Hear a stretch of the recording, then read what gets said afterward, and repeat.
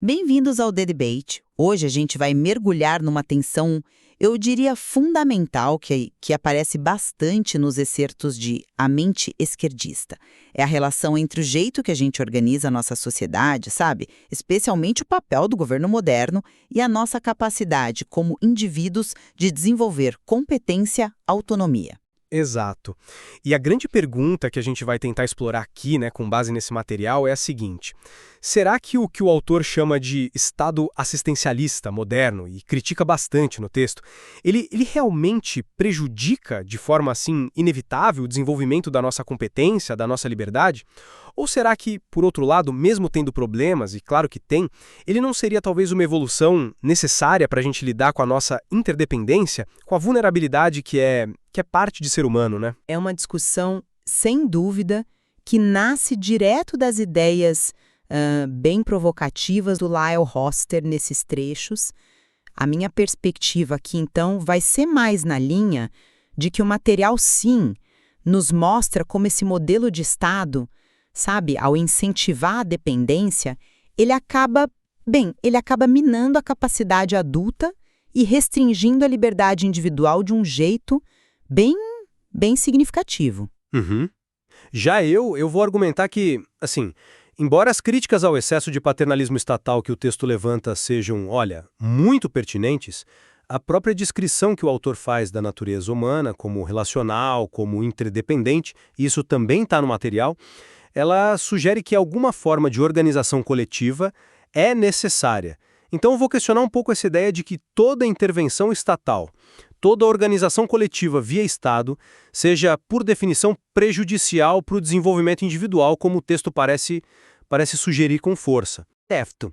Bom, meu ponto de partida, e aqui eu estou seguindo bem a linha do Rossiter no material, é essa ideia da natureza humana bipolar. Quer dizer, por um lado somos indivíduos, né? Temos iniciativa própria, buscamos autonomia, mas ao mesmo tempo somos seres relacionais. A gente precisa um do outro. E um desenvolvimento psicológico que ele considera saudável, nessa visão, leva a um adulto que é competente, autônomo, mas importante, também é cooperativo. O problema, como o texto aponta, surge com o que ele chama de Estado assistencialista moderno, que ele vê como parte de uma agenda esquerdista. Esse Estado, ele interfere nesse processo de amadurecimento porque ele trata os cidadãos como se fossem eternas crianças. É uma infantilização, sabe?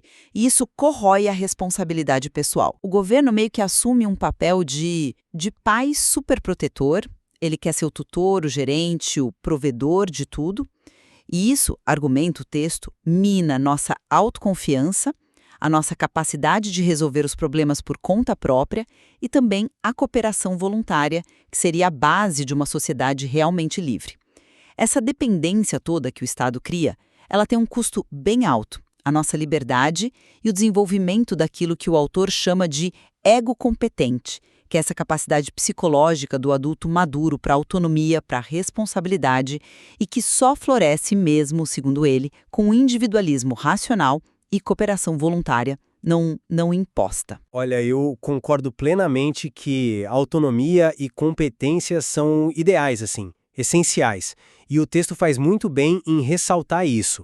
Mas, como você mesma disse, a gente não pode ignorar o outro lado dessa natureza bipolar, que o próprio material descreve, né? Nós somos fundamentalmente seres sociais. A gente vive em grupo, a gente depende um do outro. O exemplo clássico do Robinson Crusoe é perfeito para isso. Sozinho na ilha, liberdade total, claro. Mas aí chega o sexta-feira e pronto, a dinâmica muda completamente. A vida em conjunto, como o próprio texto ilustra com eles dois, ela exige limites à liberdade absoluta. Não tem jeito. A gente precisa de regras, precisa de acordos para poder conviver, para cooperar com segurança. O material até reconhece que os governos surgem historicamente dessa necessidade de ter alguém para aplicar essas regras de convivência, mesmo alertando, e corretamente, sobre o perigo de concentrar poder demais. Então, para mim, a questão central não é se a gente precisa de regras ou de estruturas sociais. A vida em comum torna isso meio que inevitável, mas sim onde que está o equilíbrio certo entre liberdade e ordem. Como é que a gente pode se organizar, e aí entra a função do governo, talvez, para lidar com as nossas fragilidades, né? Doenças, acidentes, a necessidade básica de segurança, coisas que o próprio texto menciona, aliás. Como fazer isso sem cair nesse paternalismo excessivo e nessa dependência que o Rossiter critica com tanta veemência? Entendo seu ponto sobre a necessidade de regras, sim. Mas a crítica central do texto a essa infantilização me parece muito, muito forte e acho que merece um destaque maior. Rossiter argumenta que essas políticas assistencialistas, elas não são só um suporte, sabe? Elas criam uma dependência que é quase patológica. Elas tratam adultos como se fossem incapazes. Ele até chega a citar exemplos como políticas sociais que, na prática, acabavam desestimulando mães solteiras a trabalhar ou a casar, para não perderem benefícios. Isso é visto no texto como um ataque direto à estrutura familiar e quase como uma sedução regressiva, ele usa esse termo. Tipo, troque a sua liberdade, a sua responsabilidade por segurança e favores do Estado Pai. Essa dinâmica, segundo ele, impede que as pessoas desenvolvam justamente o tal ego competente, que é a maturidade psicológica para bancar a própria vida, né? Olha, a crítica à dependência é válida, não estou discordando disso de jeito nenhum. Mas eu volto ao ponto da ordem social como uma necessidade básica. A passagem do Cruzoé sozinho para a vida com Sexta-feira, que o texto detalha bem, mostra exatamente isso. A complexidade social, ela surge e ela pede regras. O governo, mesmo com todos os riscos de abuso de poder que o texto corretamente aponta, ele surge historicamente como essa entidade que meio que detém o monopólio da força para garantir que as regras sejam cumpridas, para a sociedade não virar um caos completo. A minha dúvida é a seguinte: considerando a nossa vulnerabilidade a doenças, acidentes, a própria velhice, coisas que o texto também reconhece quando fala de direitos, seria realista a gente imaginar uma sociedade complexa como a nossa hoje, sem nenhum tipo de rede de segurança coletiva?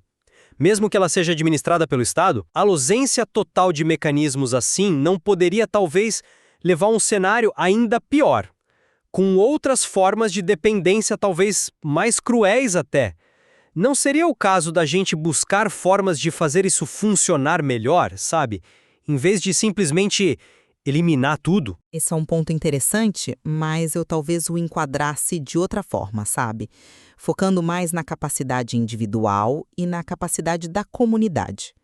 O material do Rossiter, ele insiste muito que o ego competente, essa maturidade psicológica, se desenvolve justamente pela autonomia e pela cooperação voluntária. A grande crítica dele é que o Estado assistencialista acaba usurpando o papel que seria naturalmente da comunidade, da família, do altruísmo individual. Ao centralizar a ajuda, ele desestimula a caridade genuína, a ajuda mútua entre vizinhos, a responsabilidade que as pessoas teriam umas com as outras, sabe? O texto argumenta que toda iniciativa estatal nesse sentido, por melhor que seja a intenção, acaba sempre diminuindo a liberdade de escolha e de ação das pessoas e das comunidades locais. A solução tras vulnerabilidades nessa visão estaria na força dessa comunidade livre, na responsabilidade de cada um, e não numa burocracia estatal que, segundo ele, só gera dependência e ainda por cima enfraquece os laços sociais reais. Certo. Eu reconheço totalmente a importância do altruísmo, da cooperação voluntária. São valores que o texto com toda razão exalta. Mas a minha questão é se essa boa vontade individual e comunitária, por si só, ela é suficiente para dar conta de todas as necessidades, especialmente numa sociedade de massa, né? Tão complexa como a nossa hoje. Vamos pensar de novo no Cruzoé e no Sexta-feira. O próprio texto diz que eles precisam da regra de ouro e de acordos para evitar conflitos. Isso mostra que a cooperação precisa de mais do que só boa intenção, né? Ela precisa de regras claras e, implicitamente, de alguém para garantir que essas regras sejam cumpridas. Ou seja, a gente precisa de sistemas. Será que o Estado, mesmo com todas as críticas justas sobre ineficiência, sobre paternalismo, sobre o risco de abuso, será que ele não poderia ter um papel, talvez um papel mínimo, de garantir uma rede de segurança básica? Aquela que a caridade individual ou comunitária, por mais forte que seja, talvez tenha dificuldade de garantir para todo mundo o tempo todo. Não seria o caso de buscar um equilíbrio, uma complementaridade, em vez de ver como uma exclusão mútua? Mas aí não acha que entra o perigo constante desse equilíbrio pender sempre para o lado da restrição da liberdade? Que é o valor central que o texto defende com tanta força. O ideal que o Rossiter apresenta e que ele vê como consistente com a nossa natureza e com aquele direito fundamental de sermos donos de nós mesmos é o da liberdade máxima, protegida pelo que a gente chama de direitos negativos. Quer dizer, o direito à vida, a propriedade que você conquistou legitimamente, a liberdade de fazer contratos e o direito de não ser agredido. São direitos que exigem basicamente que os outros não interfiram, né? O problema do Estado coletivista, como ele é descrito no material, é que ele interfere massivamente nisso tudo. Ele vem com regulações que muitas vezes são excessivas, com impostos que ele considera confiscatórios, com redistribuição forçada de riqueza. No fundo, ele trata as pessoas como peças numa engrenagem, sabe? Como meios para atingir fins coletivos definidos por ele, e não como indivíduos soberanos. E isso, argumenta o texto, sufoca a iniciativa, a criatividade, a própria essência da liberdade. Aí eu já vejo a coisa por um ângulo um pouquinho diferente. A liberdade total do Crusoe sozinho é um cenário hipotético, interessante, claro, mas não é a liberdade que a gente vive na prática, em sociedade.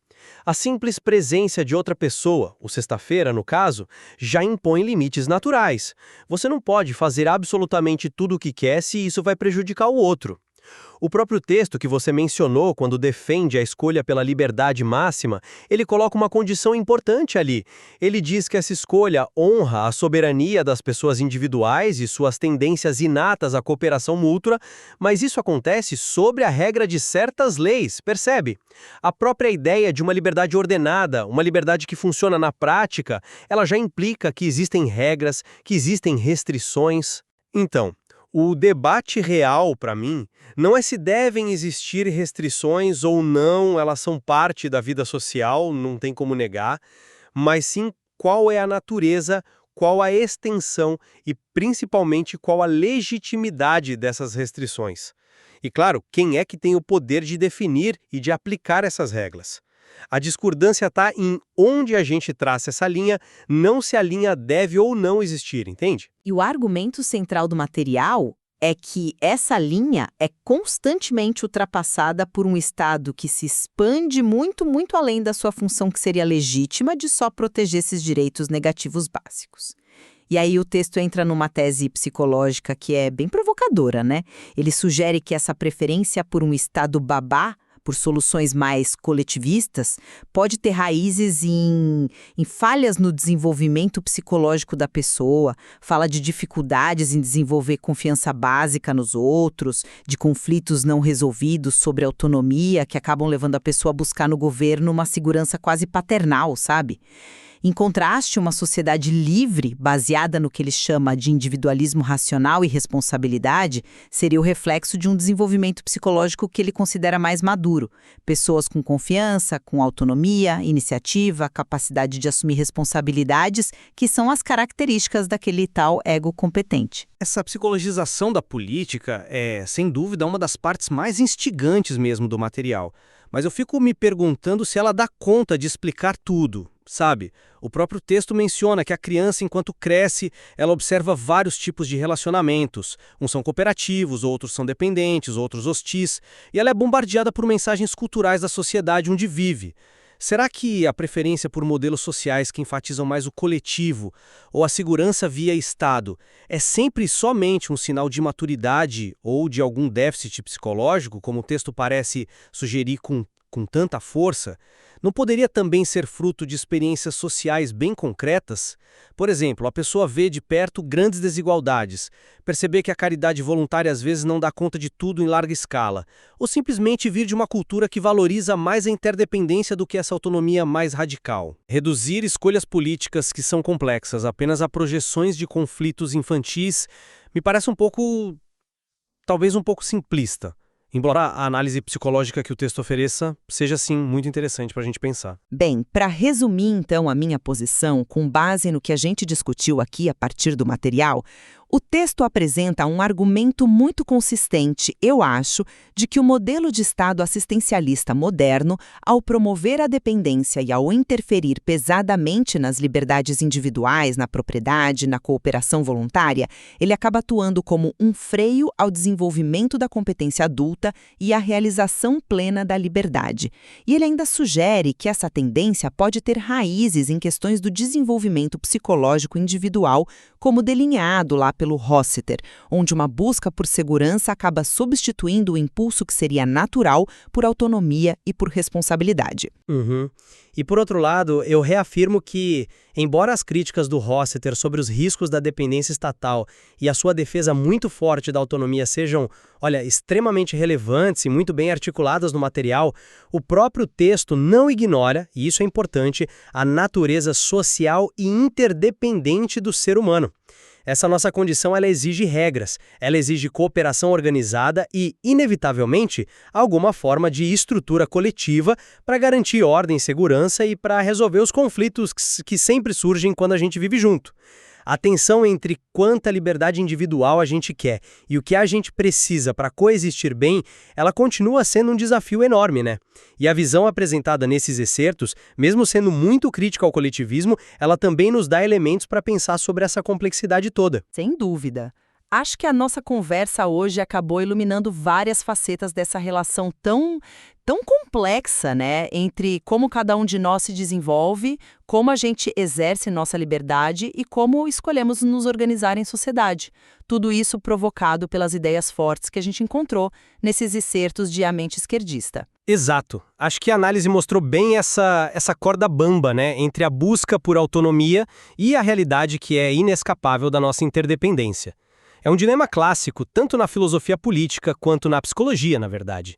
O material oferece um olhar particular, bastante contundente, sobre como as estruturas sociais podem tanto ajudar, quanto, às vezes, atrapalhar o indivíduo. E fica claro que ainda há muito que explorar sobre como encontrar o melhor equilíbrio possível entre esses polos na vida real.